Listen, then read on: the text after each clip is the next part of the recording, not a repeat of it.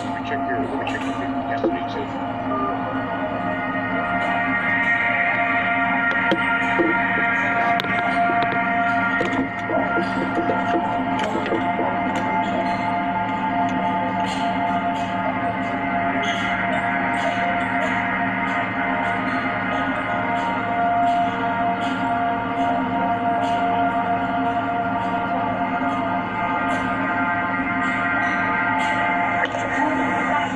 Now, folks, my words of wisdom came from my father, Alfred Lord Jr.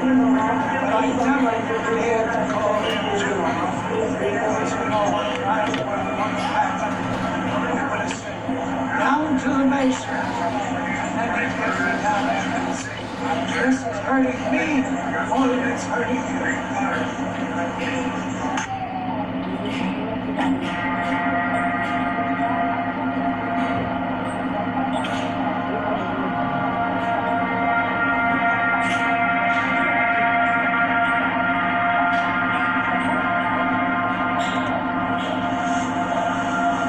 Strong, be positive. Don't lose hope. Keep your head up. God is always with you. Always. God bless. Always down.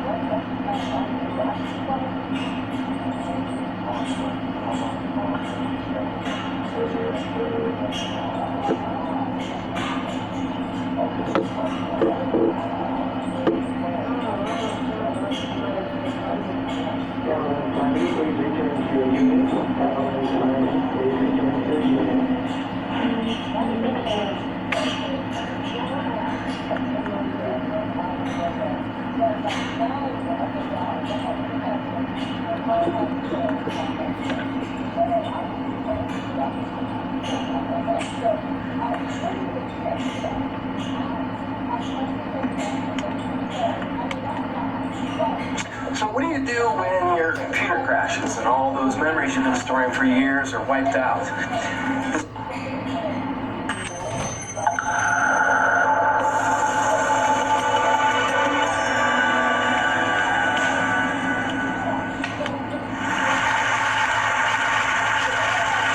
What keeps us healthy and happy as we go through life?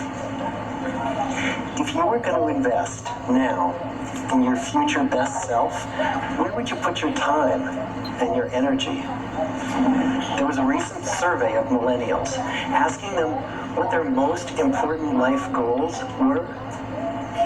And over 80% said that a major life goal for them was to get rich. And another 50% of those same young adults said that another major life goal was to become famous. And we're constantly told to lean into work, to push harder and achieve more. We're given the impression that these are the things that we need to go after in order to have a good life. Pictures of entire lives, of the choices that people make and how those choices work out for them, those pictures are almost impossible to get. Most of what we know about human life, we know from asking people to remember the past. And as we know, hindsight is anything but 20/20. We forget vast amounts of what happens to us in life. And sometimes memory is downright creative.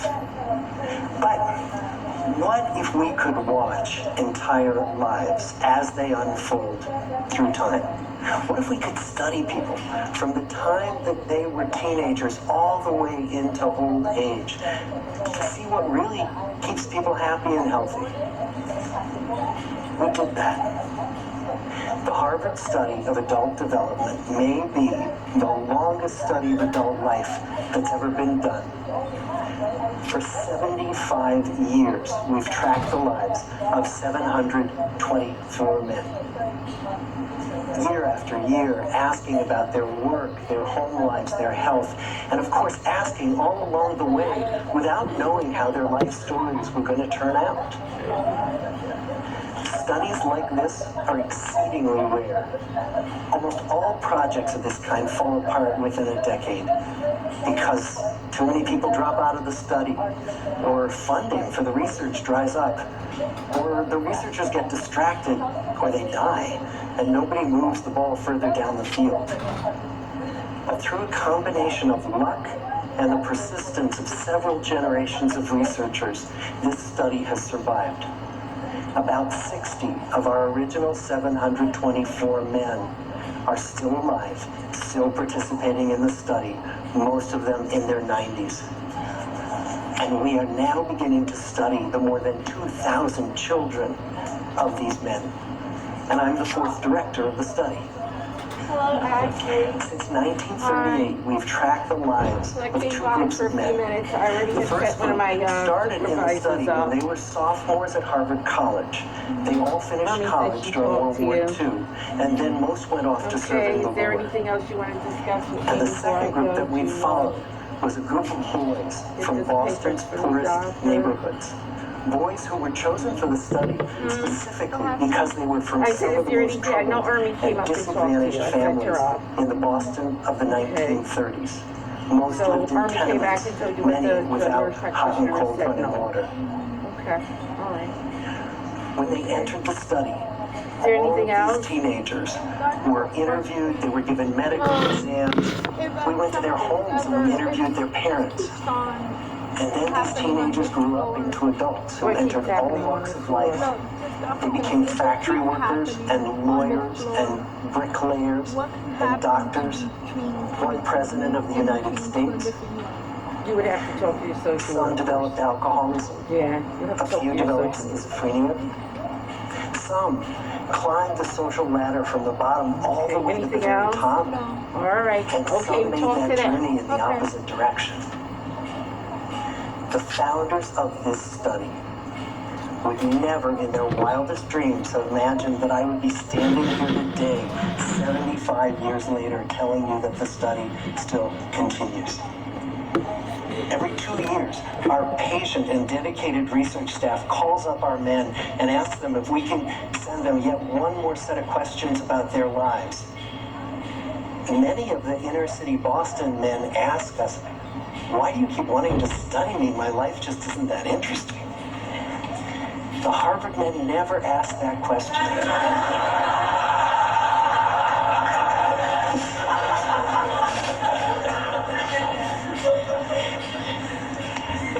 To get the clearest picture of these lives, we don't just send them questionnaires. We interview them in their living rooms. We get their medical records from their doctors. We draw their blood. We scan their brains. We talk to their children. We videotape them talking with their wives about their deepest concerns. And when about a decade ago we finally asked the wives if they would join us as members of the study, many of the women said, you know, it's about time. So what have we learned? What are the lessons that come from the tens of thousands of pages of information that we've generated on these lives? Well, the lessons aren't about wealth or fame or working harder and harder.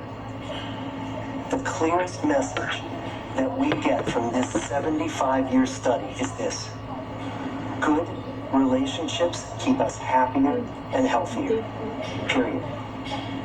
We've learned 3 big lessons about relationships. The first is that social connections are really good for us, and that loneliness kills. It turns out that people who are more socially connected to family, to friends, to community, are happier, they're physically healthier, and they live longer than people who are less well connected. And the experience of loneliness turns out to be toxic. People who are more isolated than they want to be from others find that they are less happy, their health declines earlier in midlife, their brain functioning declines sooner, and they live shorter lives than people who are not lonely. And the sad fact is that at any given time, more than 1 in 5 Americans will report that they're lonely. And we know that you can be lonely in a crowd and you can be lonely in a marriage. So the second big lesson that we learned is that it's not just the number of friends you have, and it's not whether or not you're in a committed relationship, but it's the quality of your close relationships that matters. It turns out that living in the midst of conflict is really bad for our health. High conflict marriages, for example, without much affection, turn out to be very bad for our health, perhaps worse than getting divorced. And living in the midst of good, warm relationships is protective. Once we had followed our men all the way into their 80s, we wanted to look back at them at midlife and to see if we could predict who was going to grow into a happy, healthy octogenarian and who wasn't. And when we gathered together everything we knew about them at age 50, it wasn't their middle-aged cholesterol levels that predicted how they were going to grow old. It was how satisfied they were in their relationships. The people who were the most satisfied in their relationships at age 50 were the healthiest at age 80. And good, close relationships seem to buffer us from some of the slings and arrows of getting old. Our most happily partnered men and women reported in their 80s that on the days when they had more physical pain, their moods stayed just as happy. But the people who were in unhappy relationships, on the days when they reported more physical pain, it was magnified by more emotional pain. And the third big lesson that we learned about relationships and our health is that good relationships don't just protect our bodies, they protect our brains.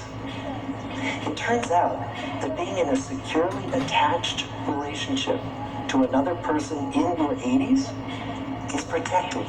That the people who are in relationships where they really feel they can count on the other person in times of need, those people's memories stay sharper longer. And the people in relationships where they feel they really can't count on the other one, those are the people who experience earlier memory decline. And those good relationships, they don't have to be smooth all the time. Some of our octogenarian couples could bicker with each other day in and day out. But as long as they felt that they could really count on the other when the going got tough, those arguments didn't take a toll on their memories. So, this message that good, close relationships are good for our health and well-being, this is wisdom that's as old as the hills. Why is this so hard to get and so easy to ignore? Well, we're human. What we'd really like is a quick fix, something we can get that'll make our lives good and keep them that way. Relationships are messy and they're complicated, and the hard work of tending to family and friends, it's not sexy or glamorous. It's also lifelong. It never ends. The people in our 75-year study who were the happiest in retirement were the people who had actively worked to replace workmates with new playmates. Just like the millennials in that recent survey, many of our men, when they were starting out as young adults, really believed that fame and wealth and high achievement were what they needed to go after to have a good life. But over and over these 75 years, our study has shown that the people who fared the best were the people who leaned into relationships with family, with friends, with community. So what about you? Let's say you're 25, or you're 40, or you're 60. What might leaning into relationships even look like? Well, the possibilities are practically endless.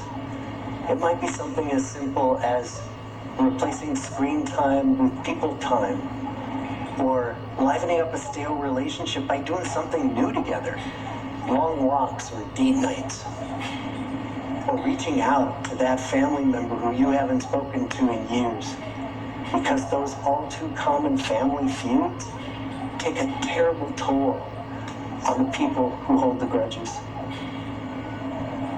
I'd like to close with a quote from Mark Twain.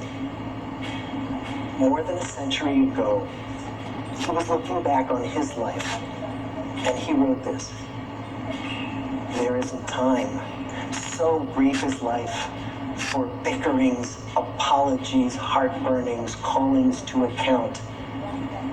There is only time for loving, and but an instant, so to speak, for that. The good life is built with good relationships. Thank you.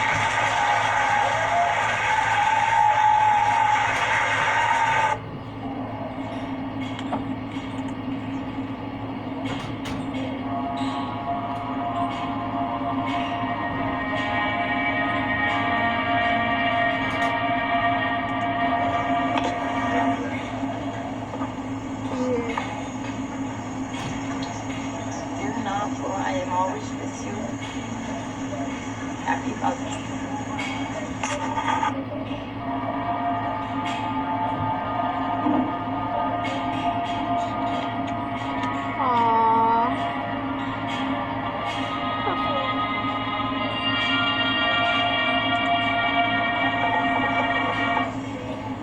For God loved us all.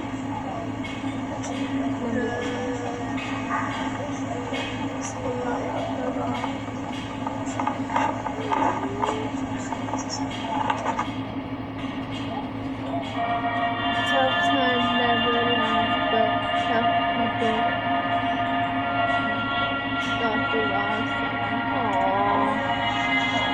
Keeping Stay in touch with family.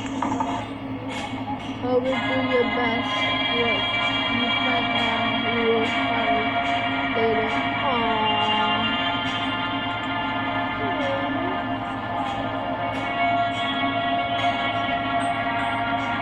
Everyone has inside.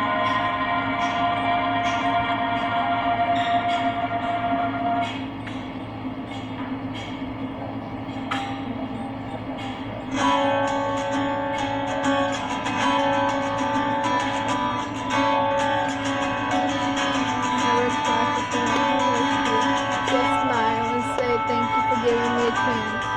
Find someone better than me.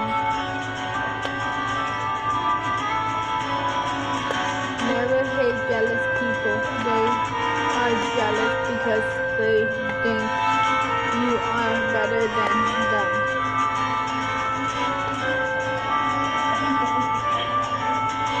Don't waste your time.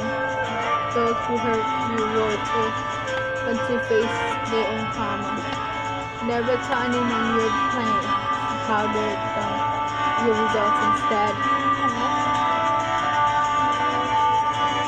Great last lesson I learned from my life. There is no market for the emotions, so never advise your feelings. Just show your attitude.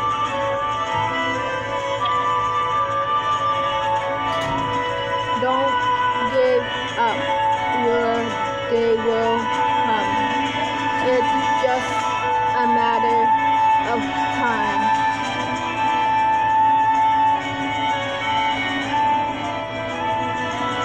If you're helping someone and expecting something in return, you're doing business, not kindness.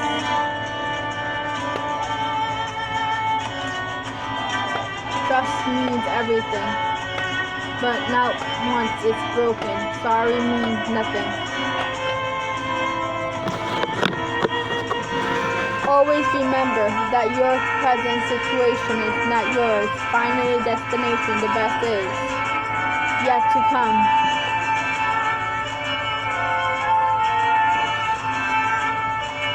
Never leave true relations in a few facts. Nobody is perfect. Nobody is correct. At the end of practice is always greater than perfection. Don't come to my funeral to show how much you care about me. Show me how much you care about me now while I'm alive.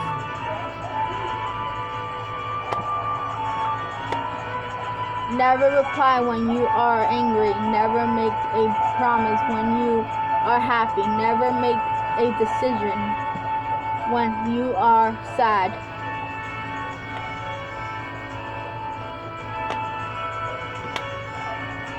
Stop expectation loyalty from people who cannot give you honesty. Roberta Roman. Life is short, time is fast. Now reply, no rewind. So enjoy every moment as it comes. Do not give up. The beginning is always the hardest. When you wish good for others, good things come back to you. This is the law of nature.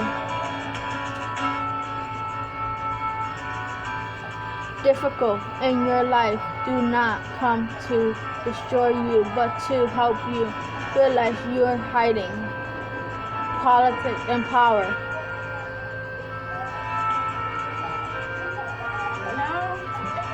If a drop of water falls in the lake, there is no identified, but if it falls onto a leaf and lost its shine, let the petals so choose the best place where you will shine.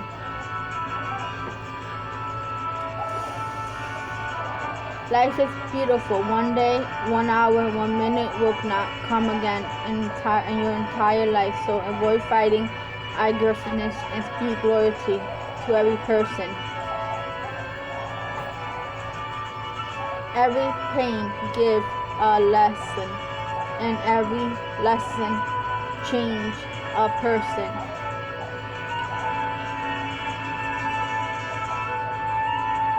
Never stop learning because life never stops teaching. Beautiful. Roberta Roman.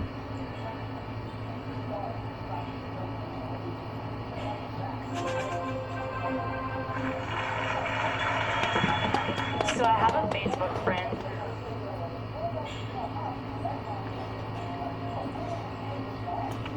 Oh, so cute.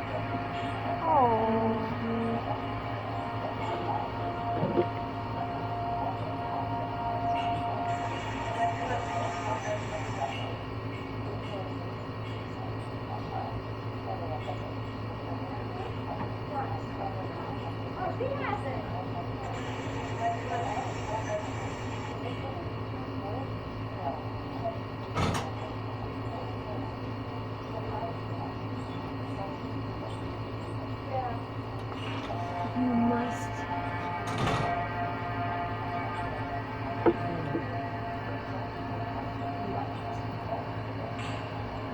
change your way, see the world.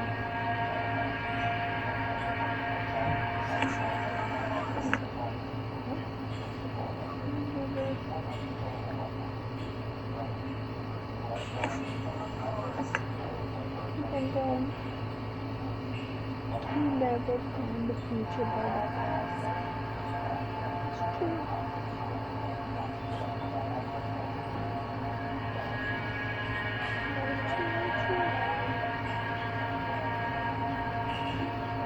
Work hard, be kind, amazing things will happen. So cute. The best way is to always stop. So cute. You're so lovable.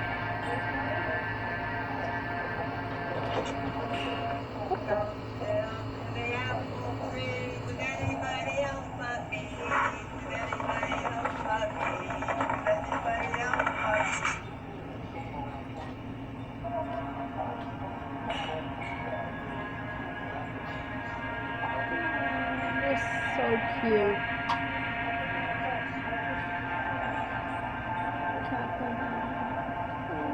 They're so adorable. They're so freaking adorable.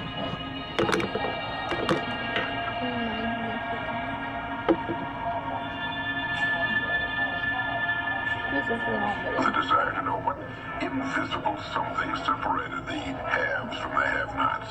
Being a have-not, I wanted to know why so few managed to be well off financially in a country where success is available to everyone.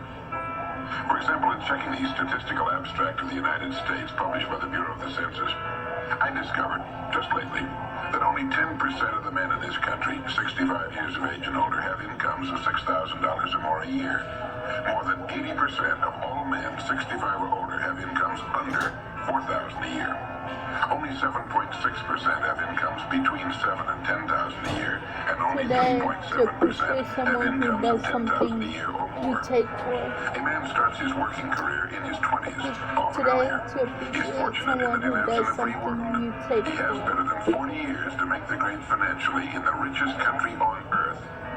Yet, according to the statistics, only about 10 out of 100 will be financially secure by the time 65 rolls around, Think and only about positive. 4 men out of 100 will be financially comfortable. Now, why? Well, let me tell you how to find out for yourself. Conduct your own survey. Start down the street in your neighborhood on any Saturday or Sunday and ask the man of every house 2 questions. The first question is, what are you doing at the present time to increase your income now? That is, how much do you want to earn? And when you've evaluated the blank stare you get in response to that question, ask question number 2, which goes, how much money are you planning to be worth at age 65? Now, when the silence becomes too unnerving, thank him and move on to the next house. Ask 50 men, 100, 1,000, until you're completely convinced that the reason men don't make more money during their working lives, and the reason men aren't financially independent by the time they're 65, is simply that they seldom, if ever, do any constructive thinking on either subject. It's that simple, unfortunately. The reason it's so easy to earn far more money than the average man earns in this country is that so very few are going about it the right way. This is a race without enough contestants to bother about. The few who are really in the race can all be winners. Some will finish ahead of the others, but even the man who finishes last in this race will be financially secure. Most people, more than 90%, aren't even in the race. To prove it, ask yourself the 2 survey questions. Up until the time you started listening to this message, what were your plans for increasing your income? How much do you want to earn? And how much money had you decided to be worth by the time you're 65? You see, people who earn large incomes aren't lucky, and they're not crooks as those without money are so fond of pretending, nor are they endowed with more brains or talent necessarily than their friends and neighbors, nor are they privy to occult secrets, and only a very few were lucky enough to have had rich fathers or grandfathers. Most of the people earning the big incomes today started the same way you and I did, and most other people. The only difference between the men who earn big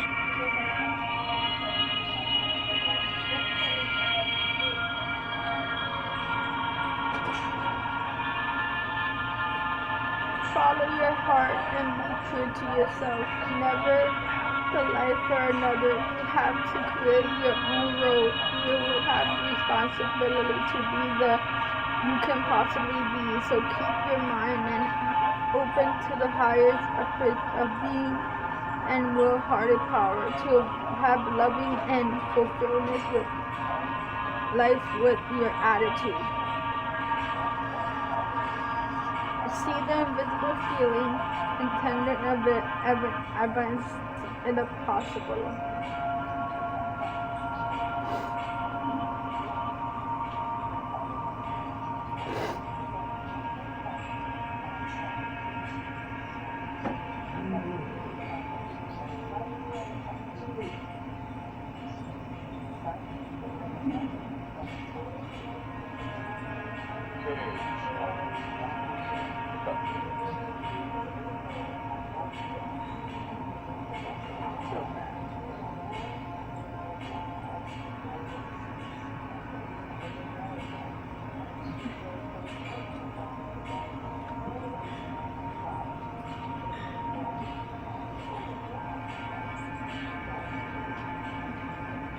positive things, more energy, more interact, more happiness. I wish I had everything of that, but I have none. I don't have happiness. I don't have anything. And I don't have positive thinking.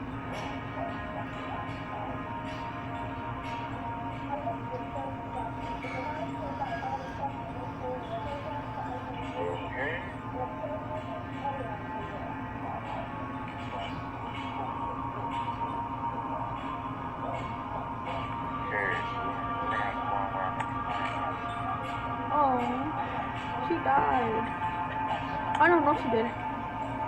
What are you talking about? Nothing.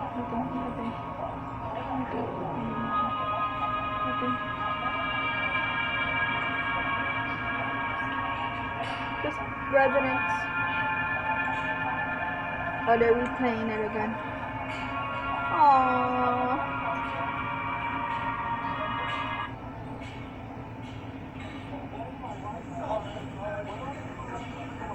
Here. This is what I'm talking about.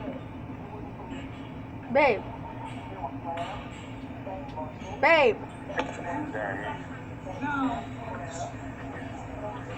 my words of wisdom came from my father. How provide your children. But I never dared to call him children. Because you know what? You're going to say, down to the Mason Park. And then down and say, this is hurting me more than it's hurting you.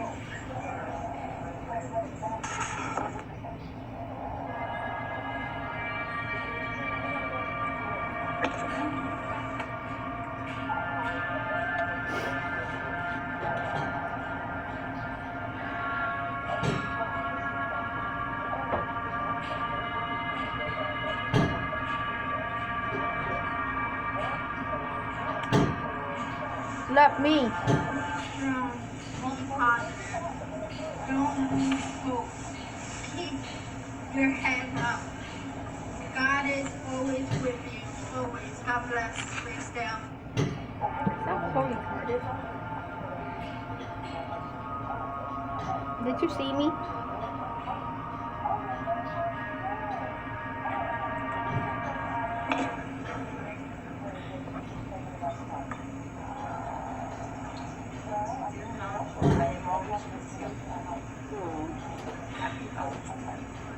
Happy Mother's Day.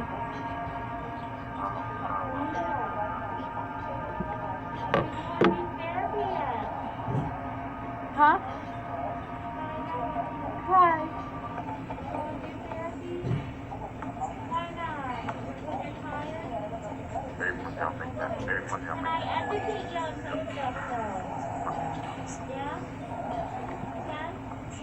Yeah, this is sweet.